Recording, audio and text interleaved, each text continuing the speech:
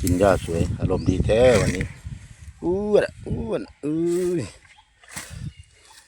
คักหลายครับผมหญ้านี่หญ้าธรรมชาติสุดยอดเลยเสียบหลายเด้สุภาพบอกจัดเต็มโอ้ยคักหลายคักหลายตอนเย็นจะกลับมาที่เดิมนะครับผ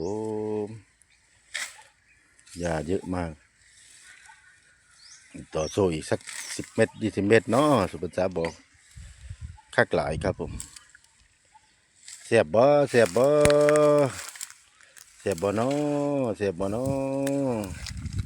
เสียบบ่เนาะอุ้ยเสียบหลายเสียบหลายอุ้ยเสียบหลายเสียบหลายหลับตากินจุยๆเลย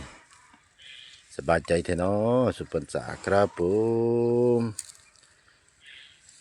เพิ่นน่ะสบายใจจุยเลยครับเป็นกำลังใจให้สุพรรษาเนี่ยเด้อครับผมวันนี้ไม่ค่อยได้กินหญ้าไม่ค่อยได้กินอ้อยตามบ้านก็มากินหญ้านี่แหละเนาะสุพรรษาเนาะ